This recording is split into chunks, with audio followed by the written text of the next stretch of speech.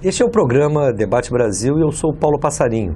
Hoje iremos conversar com Jardel Leal, economista do DIEESE, seção do Rio de Janeiro. Jardel, muito obrigado por você nos atender novamente, principalmente pelo conhecimento que você tem do nosso mercado de trabalho.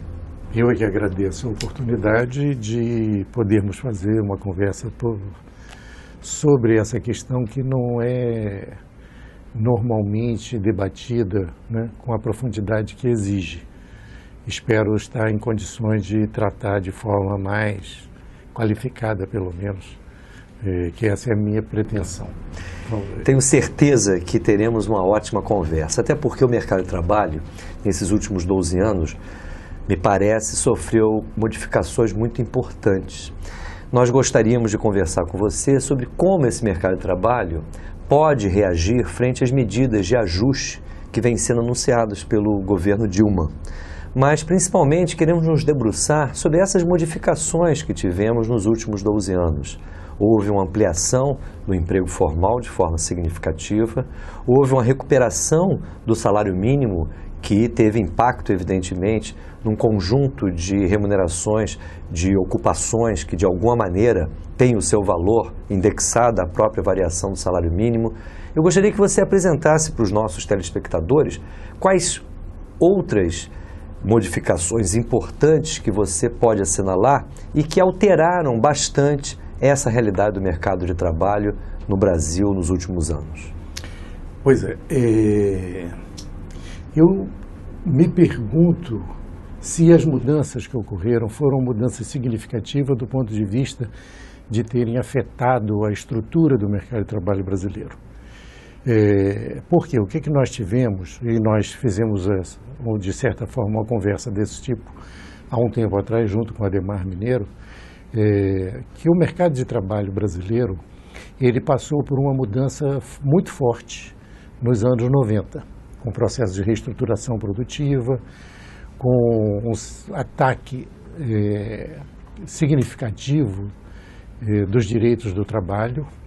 E esse processo que ocorreu ao longo dos anos 90, ele, de certa forma, desmontou aquilo que vinha sendo ensaiado nos anos 90, alterou o que vinha sendo ensaiado nos anos 80, com a maior capacidade de organização dos sindicatos, dos trabalhadores em geral, da organização política dos trabalhadores, né, com a questão da democratização. E o que ocorreu é que nos anos 90, com a liberalização da economia e com a reestruturação produtiva, visando obter ganhos de competitividade da empresa brasileira no cenário internacional, que era a maneira que as empresas brasileiras poderiam enfrentar a competição internacional com a abertura que foi feita, né? Você teve uma mudança forte naquilo que eram as condições da situação do trabalho no Brasil. As condições de trabalho no Brasil não eram nada favoráveis. Nós tivemos sempre um mercado de trabalho muito precarizado, com taxas de rotatividade muito elevadas. Nós tínhamos uma dificuldade de que as negociações coletivas tivessem uma validação maior, né? E nós tínhamos uma perda crescente do poder de compra dos trabalhadores a partir das políticas de compressão salarial ou de arrocho salarial estabelecidas pela ditadura militar. O que você assinala é que nos anos 80, fruto da redemocratização, nós tivemos um avanço da luta trabalhista no país. Exatamente.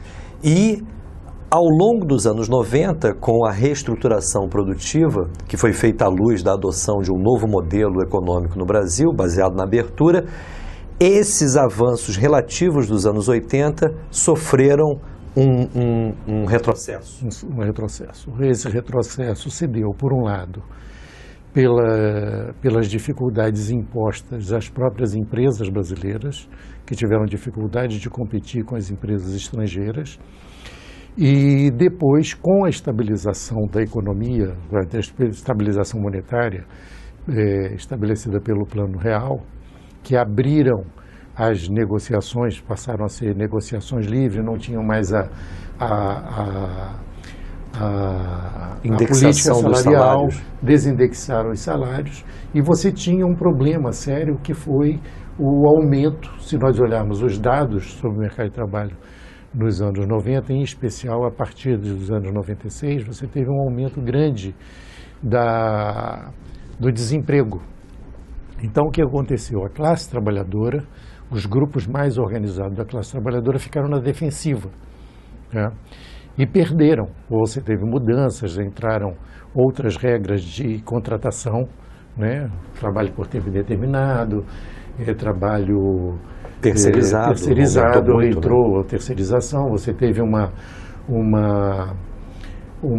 acompanhando a privatização, a desmobilização de categorias importantes que tinham um poder muito grande, né, tanto do ponto de vista de negocial, como porque tinha estabilidade no emprego, né, as empresas estatais garantiam estabilidade no emprego, esses trabalhadores passaram para a iniciativa privada, perderam, você teve programas e mais programas de demissão voluntária, então você teve uma desmobilização de categorias importantes do ponto de vista da capacidade de negociação.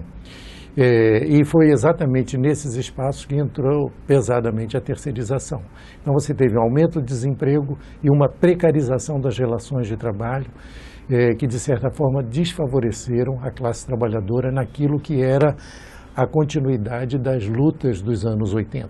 Então você teve uma certa travada na ânsia de aproveitar a democratização para que os trabalhadores pudessem impor, de alguma forma, os seus interesses na cena nacional. Essa observação me parece muito importante, porque nós, economistas, em geral, apontamos que os anos 80 se constituíram em anos perdidos. Sob o ponto de vista das conquistas trabalhistas, portanto, o que você pondera é que nós tivemos avanços nos anos 80. Avanços, sim, do ponto de vista organizacional e da capacidade, então, de se colocar na cena nacional como sendo um grupo social a ser levado em conta. Agora, o que você assinala, portanto, é que com a reestruturação dos anos 90, houve, de alguma maneira, uma perda desse espaço que havia sido conquistado nos anos 80.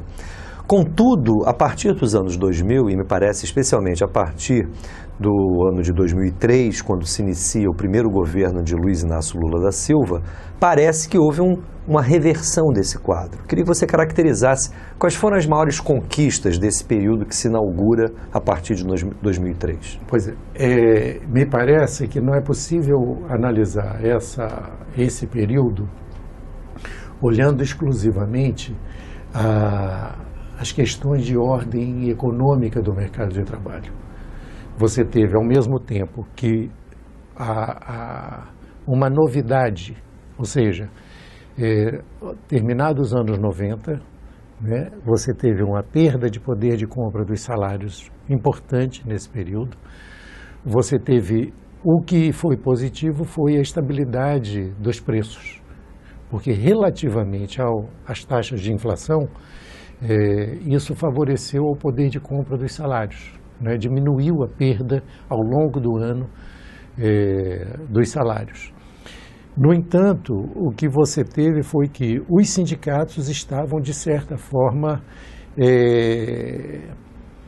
sem a condição de se colocar de forma mais contundente em termos de realização das demandas dos trabalhadores, porque tudo que se pensava é que o mercado de trabalho não voltaria a ter o ânimo que teve anteriormente, né?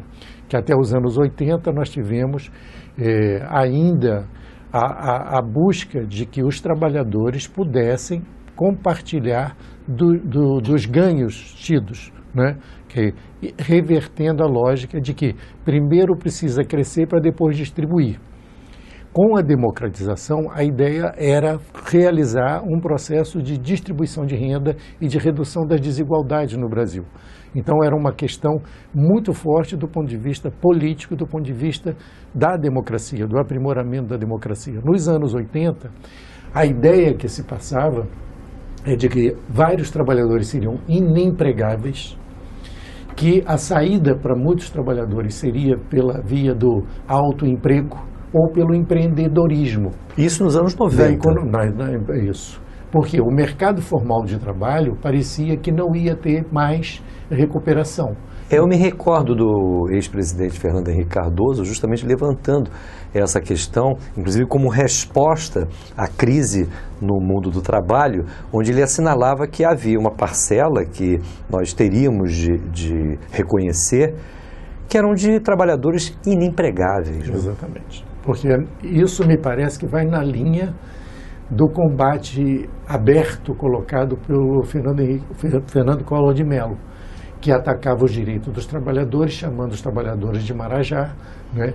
Como a grande maioria dos trabalhadores brasileiros e do povo brasileiro não tinham direitos assegurados, né? Você teve também uma própria onda por parte dos trabalhadores que não tinham direitos, contrariamente àqueles que tinham direitos assegurados. Especialmente trabalhadores da área pública. Da área pública, porque você tinha estabilidade no emprego, você tinha uma série de direitos e aquilo era visto como sendo um privilégio. Um privilégio. Direitos que são consagrados no mundo do trabalho de países mais desenvolvidos. Porque o debate nosso é pela universalização de direitos. E aí, naquele momento, ficou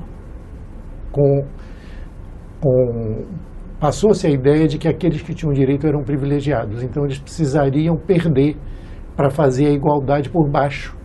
E ao invés de todos buscarmos a equiparação de direitos em relação àqueles que já haviam conquistado. Esse cenário todo se confronta com uma situação no mercado de trabalho em que, pegar o caso do Rio de Janeiro, os estaleiros, que eram importantes empregadores, eles perderam espaço, né? E aí, aí tem que olhar para a sociedade, né? Que é por isso que eu acho que é muito complexo pensar o mercado de trabalho do ponto de vista, inclusive, da oferta de trabalho. Então, quando você tem um peso importante de uma determinada categoria, na sociedade aquilo vira referência, inclusive para os meninos, né? Que na Baixada Fluminense, muitos trabalhadores da área metalúrgica, que o estaleiro, ele contratava um número grande de trabalhadores, mas contratava uma série de outras empresas que trabalhavam para os estaleiros. À medida em que isso se desmonta, uma categoria de trabalhadores importante, numericamente, deixa de ser referência para as crianças, para os jovens, né, que vão crescendo e vendo oportunidades de trabalho que passam a desaparecer e saem do cenário de referência para a busca de uma ocupação e habilitação, né? E isso aconteceu, né? Então, o que nós tivemos? Ao longo dos anos 90, nós perdemos essa força e perdemos pelo lado da formação, pelo lado da capacitação das pessoas, essas referências para a produção desapareceram. Então, você teve como os serviços no Rio de Janeiro é muito mais importante, né? Não no Brasil todo, mas no Rio de Janeiro ainda mais importante, o comércio, as pessoas que buscavam emprego nessas áreas. Então, quando você retoma o mercado de trabalho nos anos 2000, uma série de atividades, elas não encontram quem esteja apto para a sua realização. A carência, né, de mão de obra. A carência de mão de obra é porque você desmontou, né, uma estrutura de reprodução de determinados setores de atividade e que determinadas formas de habilitação para o trabalho, né, que perderam referência.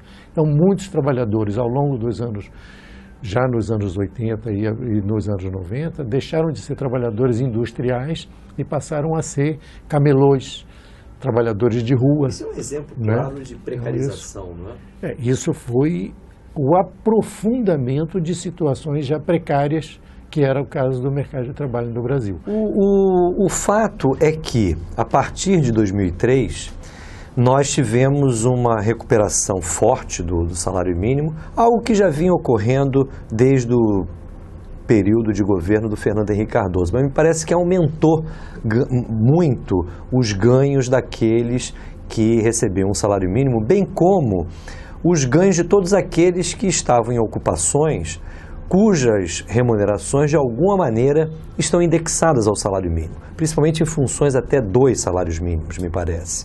Eu queria que você, no próximo bloco, voltasse a esse assunto para a gente investigar justamente quais foram essas maiores vantagens que os trabalhadores ganharam a partir das mudanças que observamos no país justamente a partir de 2003. Mas isso fica para o nosso próximo bloco, onde nós voltaremos aqui com o nosso programa Debate Brasil. Dentro de instantes, estaremos de volta.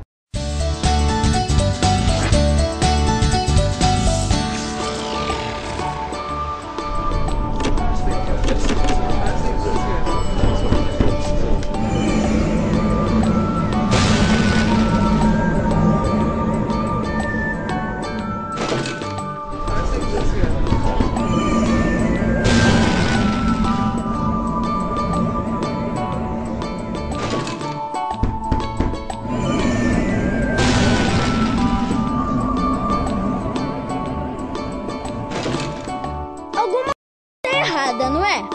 Pense bem, para onde vai o nosso patrimônio? Por que devemos leiloar o nosso petróleo?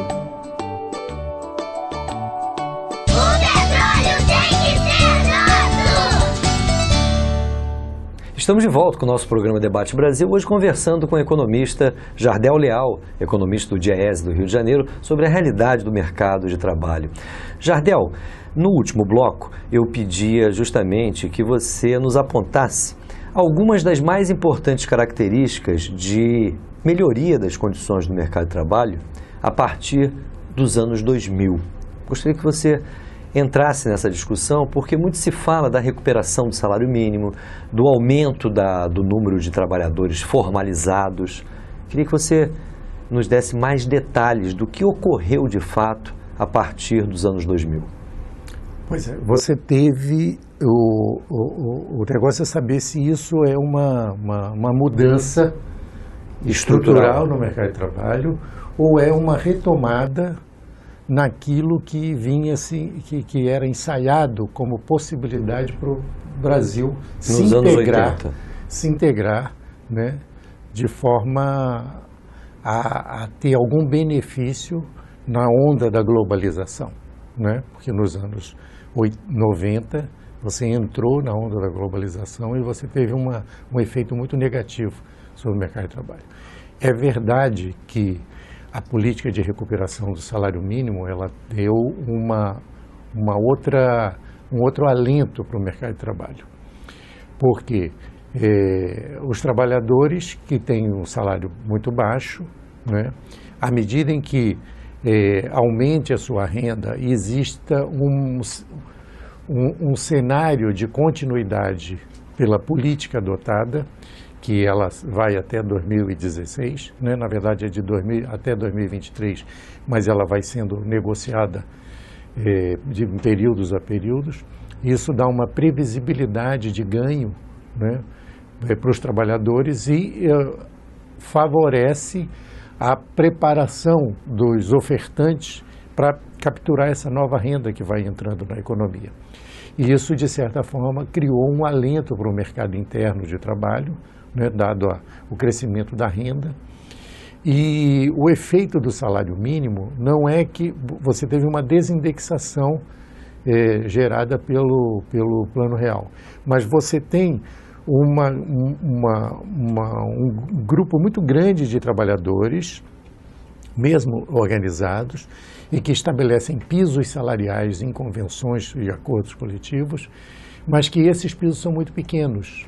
Então, o que acontece? Com o aumento do salário mínimo previsto para absorver a inflação do ano anterior, mais o crescimento do PIB de 2 anos passados, e a taxa de crescimento do PIB ganhando fôlego, o que você teve? Você teve o salário mínimo empurrando esses salários mais baixos, não pela indexação, mas porque outros trabalhadores que tinham estabelecido pisos também foram levados e favorecidos, inclusive, para estabelecer patamares acima do salário mínimo, que é a lógica do piso salarial. Para você trabalhar em determinadas condições, em determinados tipos de atividade, exigiria um início maior, uma competência maior do que um entrante no mercado de trabalho normalmente. Você o salário mínimo é para isso. Você incluiria, dentre essas funções, aquelas características do setor de serviços? Porque, em geral, se nós pegarmos os comerciários, talvez se encaixe muito bem nesse exemplo que você nos dá. Mas há outras funções, principalmente trabalho autônomo, que, em geral, são apontados como funções que tiveram um aumento da sua remuneração muito mais forte do que a variação da inflação. Eles tiveram, esses setores relacionados a serviços, tiveram ganhos expressivos. Isso pode ser atribuído também indiretamente à política do salário mínimo? Sim, porque o que acontece é que na área de serviços, o trabalho, a força de trabalho, ela tem um peso muito maior, né, em termos dos custos. E a outra parte é que os próprios trabalhadores, pegar a coisa de cabeleireiro, manicure, essas atividades que tem um número de trabalhadores muito pequeno e às vezes é o autoempregador, né? O salário mínimo era uma referência importantíssima, né? Que tem que acompanhar, de certa maneira, e é uma referência para estabelecimento, inclusive, de preços, né, nesses setores. Isso acaba gerando problema, né, que você tem uma diferença muito grande que absorve de forma pesada, muito mais pesada, o efeito do aumento do salário mínimo. Em outras atividades, e que aí também é o seguinte, serviço tem de tudo, né? Você tem serviços dessa natureza e tem serviços altamente qualificados. E aí o salário mínimo, ele não é referência. Nesses serviços mais, que é muito mais pesado na mão de obra e o peso do salário nos custos, né, é muito elevado, e isso tem um efeito grande. Em outras atividades, por exemplo, se pegar na metalurgia, mesmo nos serviços, ou seja, companhias aéreas, o custo com a mão de obra é em torno de 18%. E não sofreu muita alteração. E aí não sofre, porque a negociação coletiva é que estabelece as regras de reajuste. Obviamente, os pisos salariais têm crescido bem acima dos outros salários. No entanto, o número de trabalhadores que recebem o piso nessas categorias é muito menor. Então, o efeito de elevação do salário mínimo em categorias que têm negociação coletiva, que têm convenções e acordos coletivos, é menos significativo, tá? Então, isso não chega a gerar o efeito de impactar tão pesadamente os custos das empresas mais estruturadas, né? Ou seja, há de se qualificar quando se aponta que o setor de serviços, por exemplo, produziu muita inflação. Em geral, se escuta isso e há necessidade de se definir que tipo de serviço, de fato, teve esse tipo de fenômeno. Em geral, são os serviços pessoais, né, que você tem esse efeito de forma muito mais acentuada, né? Então, tem que olhar para isso e tem que olhar com muita calma, porque não é uma coisa uniforme. Não é um efeito que você possa dizer que serve para todos os setores, para todos os serviços, mesmo todos os serviços, ok? Então, porque nem todo trabalhador da área de serviço, por conta das diferenciações que existem, tem o salário mínimo como referência, a não ser aqueles trabalhadores que recebem o piso salarial, que para ter piso que diferencia do salário mínimo, você precisa ter algo a mais do que o salário mínimo. Levando em conta o valor do salário mínimo, nós tivemos aí uma recuperação de cerca de 70%, não foi? Pegando de 2002 acima da inflação. Cá, nós fizemos o cálculo outro dia, alguma coisa em torno de 76% acima de inflação de abril de 2002 para cá. É muito significativo. É bastante significativo, e isso é uma novidade na sociedade brasileira, que os trabalhadores sempre perderam. Por isso é que o salário mínimo, em 1961, alcançou o seu maior valor e foi caindo drasticamente até 1995, quando ele alcança o menor valor. Quando você indexa o salário mínimo e pega o valor do poder de compra do salário mínimo na história, né, 1961 é o pico e 1995 é o patamar Por isso que mais você baixo. fez menção logo no início aqui da nossa entrevista a essa situação onde os trabalhadores perderam muito ali na virada dos anos 80 para os anos 90.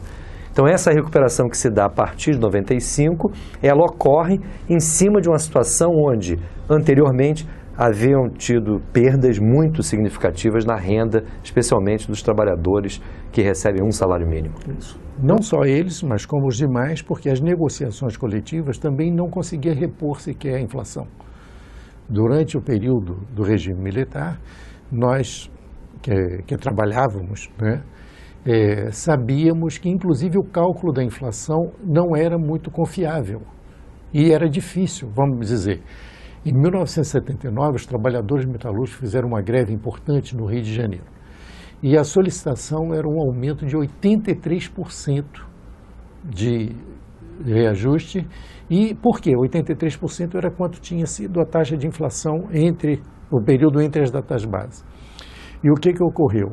Os trabalhadores metalúrgicos fizeram uma greve pesada, a primeira greve depois de 1964, e receberam 79% de reajuste no seu salário. Ou seja, embora, digamos, um salário, pegando os valores de hoje, um salário de R$1.000 e você tendo 79%, você tinha um aumento de mais R$790. Aparentemente você tinha um ganho extraordinário, mas era menor do que a inflação. Ou seja, não recuperava a perda que esses salários haviam sofrido nos últimos tempos. Não é? Então, quando os economistas foram discutir o plano cruzado, por exemplo, que apareceu aqueles gráficos de perda de poder de compra, o salário real ao longo do tempo, né, festejando a estabilização do preço, como havendo um ganho enorme, a própria estabilização por conta das perdas salariais. As perdas salariais eram muito intensas e não havia recuperação, né? Então, essa é uma novidade.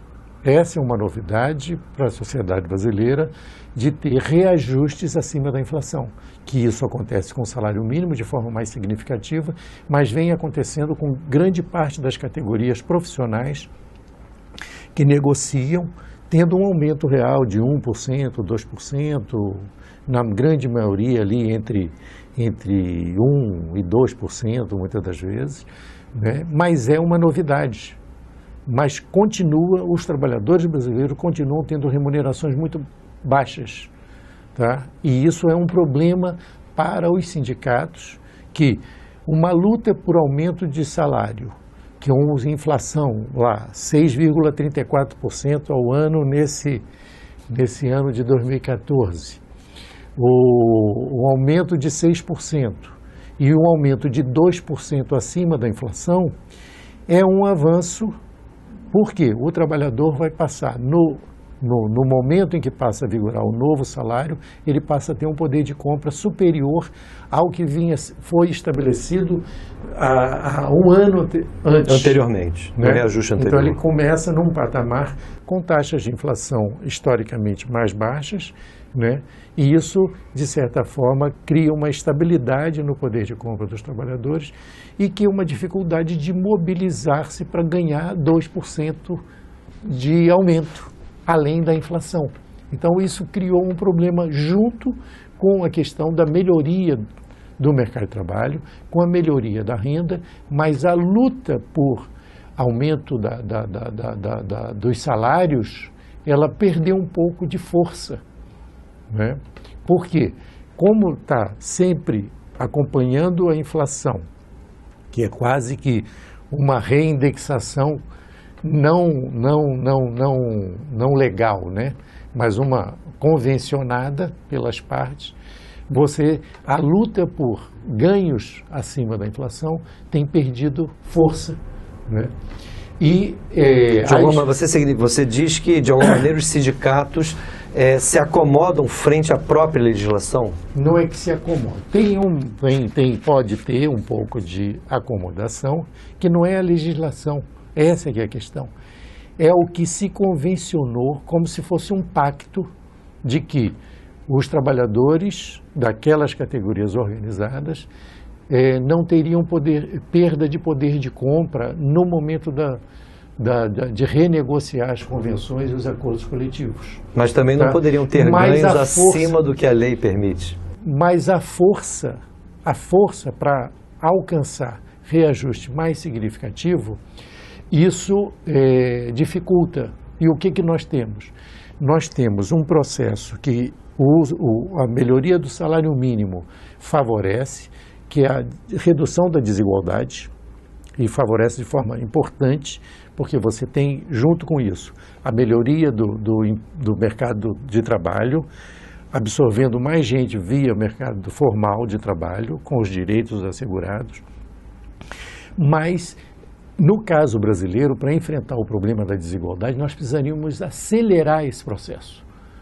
E precisa, então, não pela via legal necessariamente, mas pela via de criar-se pactos sociais de que os trabalhadores devem ser incorporados nos ganhos que nós vamos tendo na sociedade. Então, nós temos algumas travas importantes que precisam ser pensadas. Então, voltando à questão de que nós estaríamos num processo de mudança significativa no mercado de trabalho, ou nós estaríamos recuperando situações anteriores que nós já tínhamos alcançado, né, do ponto de vista do valor da renda, do rendimento do trabalho, das condições de contratação dos trabalhadores, e para frente pensar na redução da desigualdade pela via negocial, pela via de pactos sociais em que os trabalhadores passam a absorver parte dos ganhos de produtividade. Aí tem um gancho complicado. As empresas precisam voltar a investir no Brasil, que esse é um problema da busca agora das políticas econômicas visando recuperar a credibilidade da política macroeconômica. Porque o investimento caiu fortemente em relação ao PIB, né? Então precisa voltar a investir. Agora, esse novo investimento que precisa ser feito não é um investimento nas mesmas bases dos investimentos anteriores, porque a competição que as empresas brasileiras estão submetidas não é apenas para colocar o seu produto no exterior, não é via meramente exportação, mas é também para competir com produtos externos no mercado interno.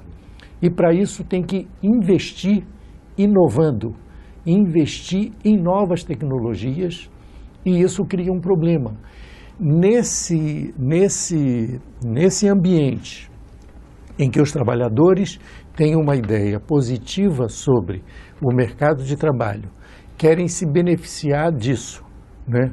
Alterando a lógica da concentração de renda para uma menor desigualdade, ou seja, uma retomada do crescimento da economia, com distribuição de renda, com redução da desigualdade, num mercado de trabalho e num momento em que a economia exige novos investimentos em novas tecnologias, com inovação, essa disputa ela se torna mais ou menos confortável para os investidores, para aqueles que controlam o processo de produção, porque a disputa passa a ser uma disputa menos controlada, menos sob o controle do empresariado. Isso gera um medo muito grande, que esse medo apareceu em 2014 de forma pesada pela não continuidade de todo esse processo. Então, ficou em questão a manutenção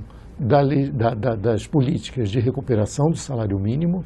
Inclusive a legislação que e se coloca está em curso. essa questão de que quais são os limites da política de recuperação do salário mínimo, de elevação da renda e recuperação da economia baseada no consumo e no mercado interno, na renda da população, para alimentar o mercado interno, o mercado de consumo interno.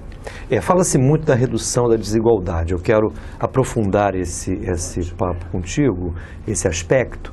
Mas antes disso, eu quero que você qualifique aqui para os nossos telespectadores essa recuperação do salário mínimo. Você se referiu que nos anos 80 nós tivemos uma perda importante que vai até 95. Agora nós tivemos um processo que recuperou o valor do salário mínimo.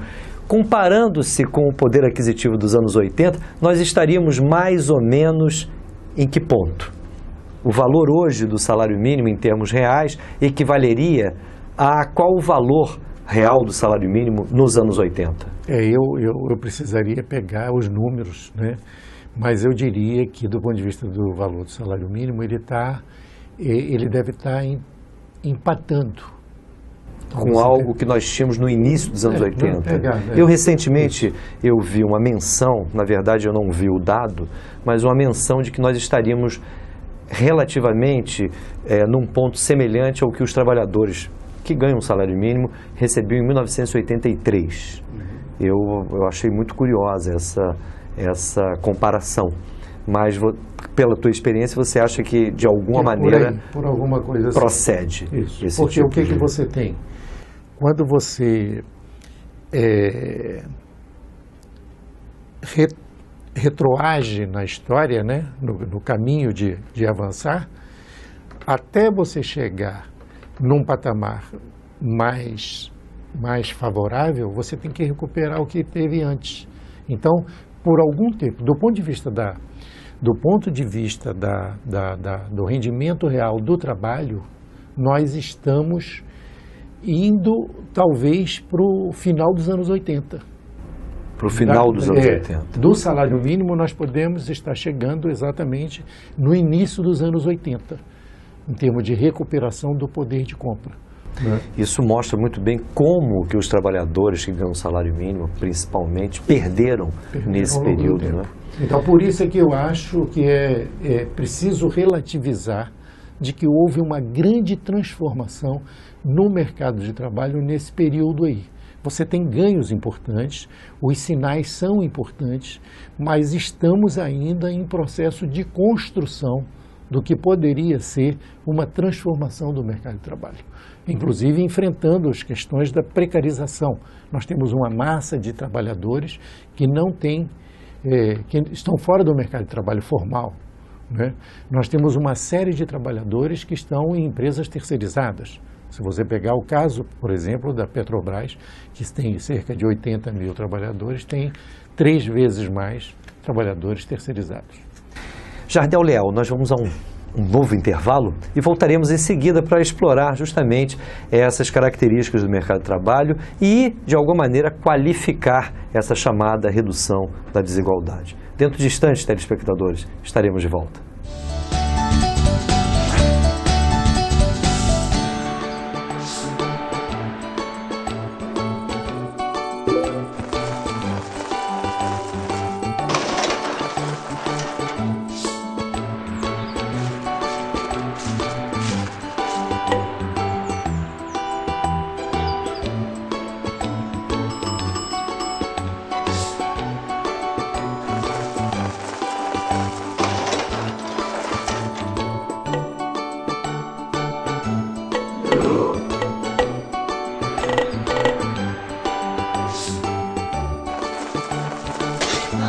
Mobilize-se!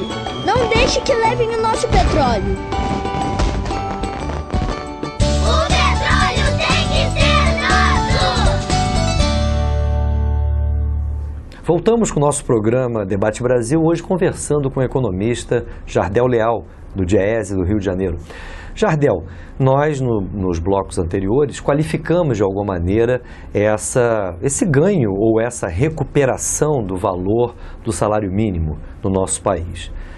As pesquisas nacionais de amostra de domicílio mostram que houve uma melhoria muito grande na redução da desigualdade. Em termos de coeficiente Gini, nós tivemos um avanço, mas muitos apontam que A pesquisa baseada justamente na amostra de domicílios, ela tem muito mais capacidade de aferir os ganhos relativos ao mundo do trabalho do que propriamente os ganhos relativos ao mundo do capital.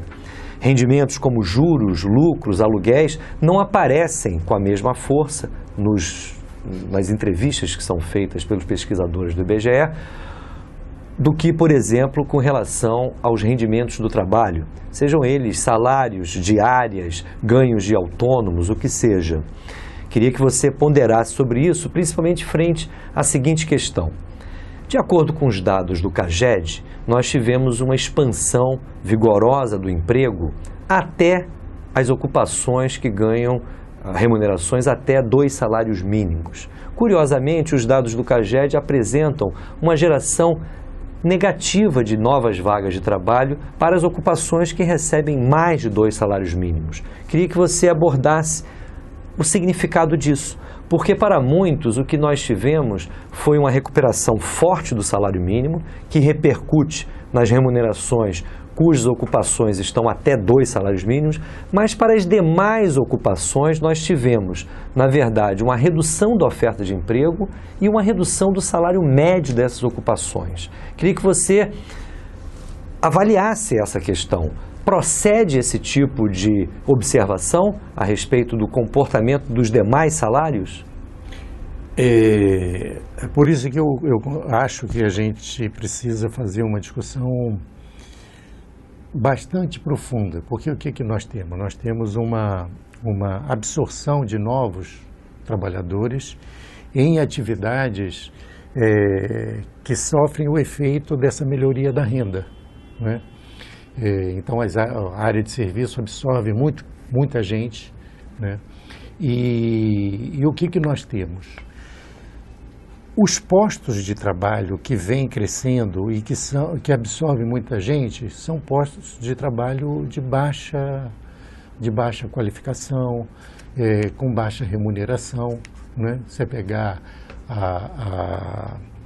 a indústria extrativa mineral, né, no caso do petróleo, absorve poucos trabalhadores. Então você tem uma situação no Brasil que precisa ser discutida com calma, é que os melhores postos de trabalho, eles são em número pequeno e de certa forma é um mercado cativo para alguns grupos sociais, não é aberto para toda a população, né? Tem uma questão que é preciso ser pensada, é que houve uma melhoria também na escolaridade da nossa população, da moçada principalmente mais jovem, e que muitas das vezes se pensa que a qualificação do trabalhador aumentou por conta da escolaridade. Escolaridade não é necessariamente maior qualificação para o mercado de trabalho, né? Então, os dados mostram que a grande absorção de mão de obra, mesmo no mercado formal de trabalho, é de trabalhadores com salários mais baixos. Ao mesmo tempo, você tem uma tendência natural de substituir trabalhadores com salários mais elevados, né? Imagina os trabalhadores que vão se aposentar, o número de trabalhadores que permanece mais tempo no trabalho, no emprego, né? É uma parcela menor, né? Você tem uma parcela significativa de trabalhadores que ficam até 1 ano de trabalho, né? Se você pegar até 2, 3 anos, você tem uma parcela muito grande de trabalhadores, né? Que a permanência no mercado de trabalho é menor, né? E à medida em que você vai substituindo aqueles trabalhadores que têm mais tempo no trabalho, você vai substituindo por trabalhadores que estão entrando. Então você já tem uma substituição natural de trabalhadores com salários mais elevados com trabalhadores com salários mais baixos. Esses que entram no mercado de trabalho, evidentemente, acabam por receber um salário menor do que aqueles mais experientes que deixam o mercado de trabalho. Se uma empresa tem plano de cargos e salário, o sujeito entra no início da carreira. Então, especialmente para as funções mais qualificadas. Isso, claro. E aí a outra questão é que esse mercado de trabalho também absorve pessoas que antes estavam fora do mercado de trabalho. Então a absorção de mão de obra feminina, né, que é uma mão de obra que vai começa a entrar no mercado de trabalho e você percebe que todos os dados mostram que tem um desfavorecimento em relação à renda recebida pelas mulheres. E as mulheres são importantes nos postos de trabalho com maior escolaridade. Por quê? Saúde, educação são atividades predominantemente femininas, né? As mulheres têm maior presença, pelo menos. Então, tem uma série de elementos que vão gerando esse tipo de coisa. Os trabalhadores com salários mais elevados, né, são substituídos por trabalhadores com salários mais baixos, que são os entrantes, né? É verdade que as pesquisas que nós analisamos regularmente, elas captam a renda do trabalho. Então, tem havido uma redução da desigualdade no que diz respeito à renda do trabalho. Ou seja, daqueles que vivem do seu próprio trabalho, houve uma diminuição da desigualdade entre os que ganham menos, dado a recuperação do salário mínimo, e os que ganham salários mais altos. Mas tem gente... E isso a PNAD capta muito bem, não é? Isso, a Pesquisa Nacional de Amostra por bem. Domicílio. Né? Agora, pegar essa história agora que está sendo discutida de como captar a renda obtida pelo poder patrimonial das pessoas, né?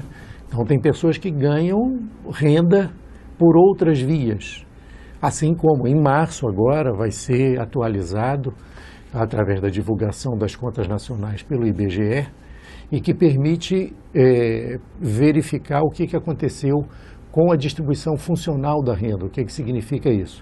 Quanto da renda gerada a cada ano através da produção, através do PIB, né, vai para os empresários, na forma de excedente operacional bruto, lucro, né, e que vai para os trabalhadores, na forma de ordenados, salários, né, considerando inclusive trabalhadores de nível mais elevado nas empresas. E o que nós temos é o seguinte, pegando 1995 para cá, até 2004, a parcela que era absorvida pelos trabalhadores, na forma de salários ordenados e outros ganhos, vinha caindo. Tá? A partir de 2005, isso começou a melhorar, mas a melhorar de forma muito pequena, muito residual, ok? Mas passa a ter uma melhoria, ou seja, resgatar também a parcela que é apropriada pelos trabalhadores na disputa da renda entre trabalhadores e capitalistas, vamos dizer assim. Ou seja, aumentou de 2005, você me refere? A partir de 2005. A partir de 2005, aumenta a participação dos salários no PIB. Isso. Mas, possivelmente, nós ainda temos uma heterogeneidade muito grande nesses salários e, especialmente, nos ganhos que os salários receberam. Sim. Os salários mais altos receberam menos do que o salário mais baixo. Sim, sim. Aí, então, você tem a diminuição da desigualdade. Mas aí precisa olhar o que aconteceu pelo lado do ganho do capital. É verdade. Certo? Recentemente, contrastando inclusive com o cálculo da distribuição de renda feita com base nas pesquisas nacionais de amostra por domicílio, pesquisadores da Universidade de Brasília apontaram que nesses últimos anos nós tivemos uma concentração de renda muito forte no topo da pirâmide. Cruzando dados não só do IBGE, mas também da própria Receita Federal, eles chegaram a conclusões muito graves, do tipo, 1% da população deteria 25% da renda. E mais grave do que isso, nesse 1% há uma desigualdade já muito grande, porque o 0,1% mais rico da população deteria 11% da renda. O 0,9% seguinte deteria 14%. Ou seja, mesmo dentre aquele 1% mais rico da população, que detém 1/4 da renda, há diferenças gritantes. Esses 0,1% mais ricos são muito mais ricos do que os 0,9% restantes. O que propicia isso foi justamente a captação de dados referentes à apropriação de renda sob a forma de lucros, juros e aluguéis. Essa é uma questão importante que, inclusive, vem sendo suscitada uma discussão mundial a partir do trabalho do economista francês Piketty, né, que questiona muito justamente essa aferição do quadro real de distribuição de renda nas nossas sociedades com base apenas em pesquisas amostrais de domicílio. Sim. A questão que se coloca é o seguinte: os trabalhadores e as empresas tradicionalmente se valem da produção como forma de ampliação da renda, né? Ou de obtenção de alguma renda pelo lado dos trabalhadores. No entanto, os proprietários de riqueza têm condições de se apropriar de uma parcela significativa da renda, né? Através do mercado financeiro. Você tem um processo de rentismo que gera uma transferência de renda muito grande dos setores produtivos para os setores rentistas, né? E no caso do brasileiro isso se complica por conta das taxas de juros, né, que através da dívida pública você também tem uma transferência de renda, né? E pela lógica estabelecida nesses últimos tempos, que a acumulação financeira passa a ser o motor do processo de apropriação de riqueza, de fato, né, isso faz com que esses grupos privilegiados apontam essas pesquisas, novas pesquisas, que se beneficiam e concentram renda, concentram de forma maior a renda. Então, por isso é que é preciso pensar. A melhora do mercado de trabalho não é suficiente para dar conta do enfrentamento da desigualdade. Por isso que tem que entrar na cena a questão da reforma tributária, né? Tem que entrar na cena a discussão que apareceu aí rapidamente, mas não persistiu, da melhoria dos serviços públicos, né? O que implicaria mudanças na estrutura de gasto do governo. O governo deveria gastar mais em serviços voltados para a população. Isso, capacidade do governo fazer planejamento, ter planejamento, né? Então, a educação e a saúde para a grande maioria da população poderia ser uma forma, inclusive, de atenuar os custos de reprodução da família. A questão da habitação, a questão do transporte, né? Ou seja, então, o gasto público, ele cumpre um papel importante também nesse processo de redução das desigualdades. Claro. Agora, sob o ponto de vista do gasto público, nós estamos numa encruzilhada, porque justamente o segundo mandato da Dilma aponta muita necessidade para uma melhoria das condições econômicas do país de um ajuste fiscal. Só que há várias maneiras de se fazer um ajuste fiscal. A nova equipe econômica tem até assinalado a sua intenção de elevar alguns impostos, inclusive afetando, me parece, alguns setores mais privilegiados. Se lê no jornal, por exemplo, a ideia de se elevar PIS, COFINS de produtos importados, ou se elevar a tributação de cosméticos, por exemplo. São medidas ainda que me parecem tímidas, apontam nesse sentido. Mas, ao mesmo tempo, há outras medidas que estão sendo levantadas e já, inclusive, aprovadas por medida provisória ou decretadas por medida provisória, que afetam o direito dos trabalhadores, especialmente na área dos benefícios do INSS. Como é que você acha que o mercado de trabalho poderá reagir tanto a medidas que afetam o mundo do capital, como a medidas que afetam o mundo do trabalho? Não é uma coisa simples, porque nós teríamos que ter uma visão bem ampla das razões que estão fazendo com que a economia brasileira tenha chegado a essa situação, né? Óbvio que o mercado de trabalho é importante, assim como o crescimento da economia é importante, para que o Estado possa estabelecer políticas de favorecimento do crescimento. Precisa ter capacidade, inclusive de investimento, né? Então, o que acontece? Precisa resolver esse gargalo da capacidade de estimular os investimentos. No entanto, nós, no Brasil, precisamos enfrentar uma série de reformas que precisam ser realizadas para que a gente tenha um novo modelo de sociedade. A dita reforma tributária, por exemplo, né, É uma reforma tributária que foi levantada a sua necessidade junto com as reformas de base lá em 1963, certo?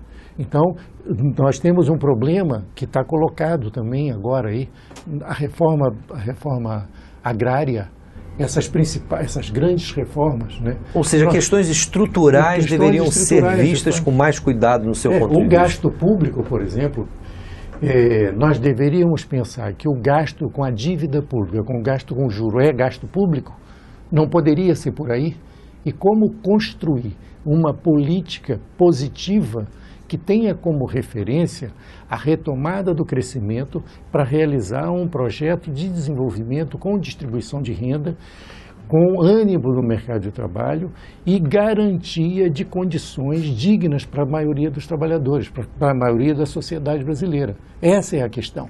Então, precisa ter um plano, um projeto, me parece, que conseguiria colocar cada uma dessas questões no seu devido lugar para alcançar objetivos de construção de um país mais igualitário, de um país mais digno para todos, né? Então, assim, é claro que pode ser mais simples cortar gastos correntes, segurar que não sejam juros, gastos salariais, né? Jardel Léo, eu quero te agradecer muito por mais uma vez você ter contemplado os nossos telespectadores com seu conhecimento, com sua experiência profissional de tantos anos aqui no DIEESE do Rio de Janeiro. Há quanto tempo você trabalha no DIEESE? Eu estou no DIEESE desde 1995. Eu quero parabenizar não só você, como principalmente a instituição DIEESE. Ter um quadro como você no trabalho importantíssimo que o DIEESE faz, sem sombra de dúvida, valoriza em muito a instituição e principalmente nos dá segurança de economistas com sensibilidade para tratar das questões sociais e particularmente dos interesses do mundo do trabalho. Muito obrigado. Obrigado, eu que agradeço. E eu agradeço a vocês, telespectadores, por prestigiarem mais essa edição do nosso programa Debate Brasil. Muito obrigado.